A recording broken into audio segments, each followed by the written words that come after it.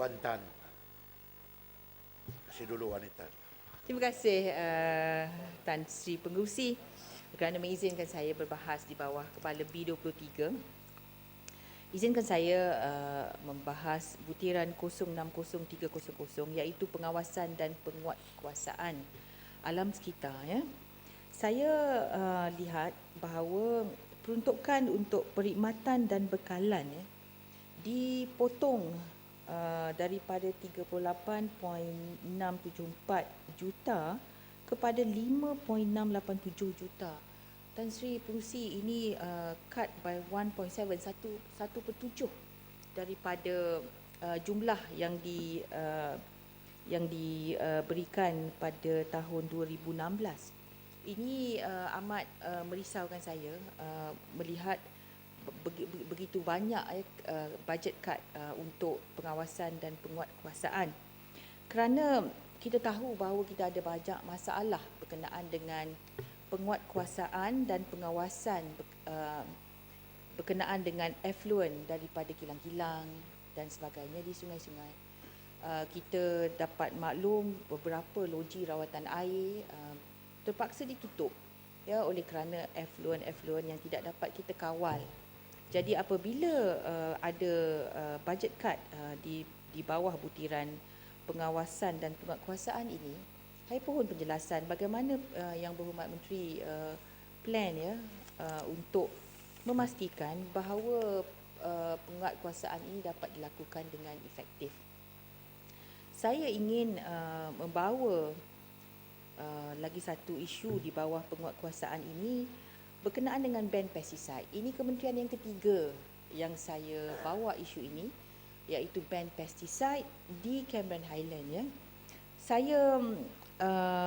Saya ada 4 kementerian yang terlibat ya, sebab raw water ialah di bawah alam sekitar, penguatkuasaan regulatory racun terlarang di bawah pertanian, dan semalam saya bertanya Kementerian Kesihatan berkenaan dengan air minuman.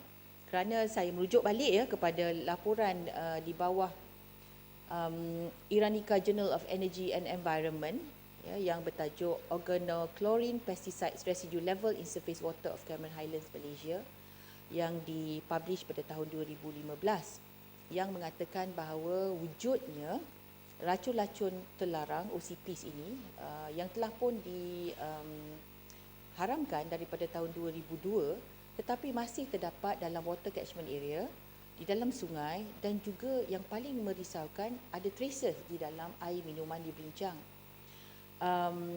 Timbalan Menteri Pertanian menafikan dan mengatakan bahawa ini adalah yang lama. Akan tetapi laporan ini mengatakan bahawa there is new usage. Jadi saya pohon bagaimana nak awas ya, mengawasi perkara ini, kerana long term effect ya akan meninggalkan kesan yang amat negatif terhadap kesihatan awam. Dan kita tahu Cameron Highland ialah tempat pelancong datang dan juga sayur-sayuran. Ada laporan yang baru daripada pakar-pakar ataupun profesor-profesor daripada UKM mengatakan bahawa sayur pun juga telah ada traces of the banned pesticide. Jadi ini pohon penjelasan Yang Berhormat Menteri. Saya juga ingin merujuk lagi satu berkenaan dengan liners. Saya dimaklumkan saya terima maklum balas daripada Yang Berhormat Menteri baru-baru ini bahawa effluent daripada sedimentation pond liners ialah di Sungai Balok, dan maka dengan itu saya merujuk kepada satu lagi jurnal ya yang reprinted from Journal of Environmental Information Science. Tajuknya Environmental Problems Caused by Rare Earth Refinery Processes in Malaysia. Ya, Asian Rare Earth Incident and Liners Problem, yang ditulis oleh Profesor Yoshihiko Wada. Profesor Wada membuat satu kajian baseline reading di Sungai Balok, sebab Menteri mengatakan bahawa effluent daripada liners itu masuk ke Sungai Balok ya.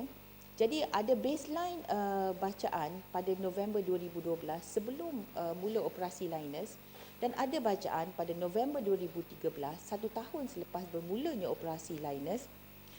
Di sini diambil sampel daripada dasar muara Sungai Balok, dan didapati bahawa peningkatan yang begitu mendadak untuk thorium, plumbum, arsenik, cesium, ya.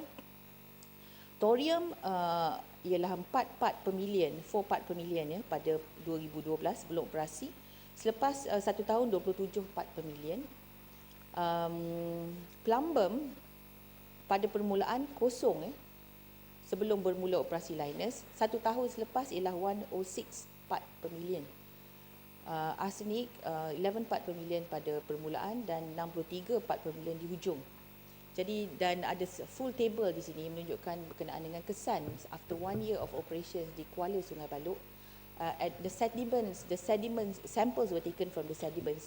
Jadi ini merisaukan, ya, kerana mungkin the effluent itu sendiri tidak dicemari ataupun didapati selamat ataupun mengikut standards, tetapi apabila dia mendap, ya, di muara sungai itu, mungkin di situ terdapat semua heavy metal.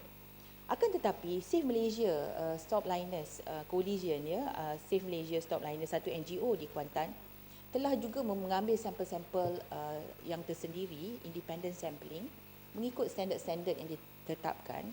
Didapati bahawa arsenik, ya, level arsenik ialah 2 kali ganda. Sampel diambil pada 1 hari bulan Oktober dan 30 hari bulan Oktober baru-baru ini, 2 kali, dan 2 kali juga didapati bahawa level arsenik, ya, ialah 2 kali ganda daripada standard B level yang dibenarkan, ya, permitted allowable amount di dalam air effluent discharge daripada Linus, kilang Linus, ya, daripada sedimentation pond. Jadi mohon penjelasan Yang Berhormat Menteri berkenaan dengan perkara tersebut. Dalam masa yang tinggal ini, izinkan saya menyentuh butiran 050100, 050200 dan 050300 di bawah perhutanan, dasar dan pengurusan, operasi hutan dan pembangunan hutan.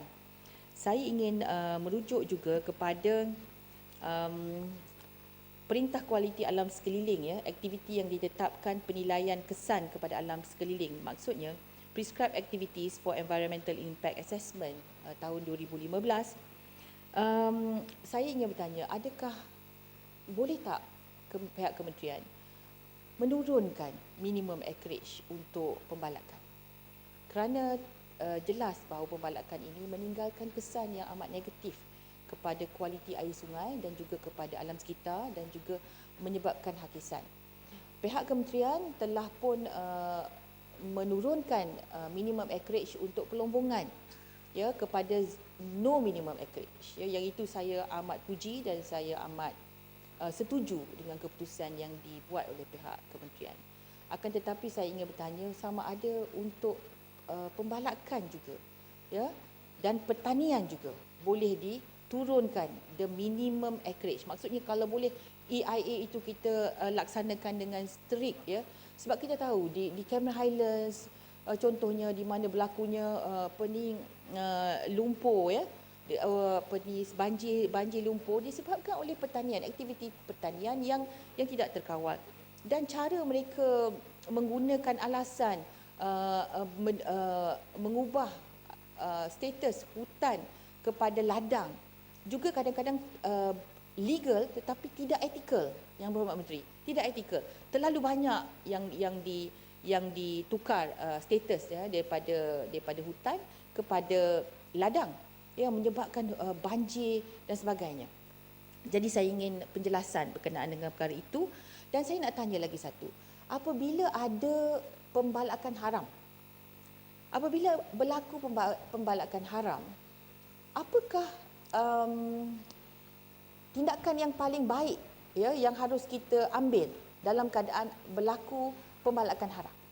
Adakah kita harus rehab, ya, rehabilitasi secepat mungkin hutan tersebut, ataupun kita gunakan sebagai alasan, ya, untuk buat ladang pula, macam yang berlaku dekat kawasan Menteri Besar Pahang ni, yang dah dilaporkan dalam surat khabar ni, telah berlaku pembalakan haram sebanyak 376 hektar, dan kemudian Menteri Besar Adon di situ terus menggunakan alasan itu untuk buat ladang rakyat, ya, kerana ada pembalakan haram.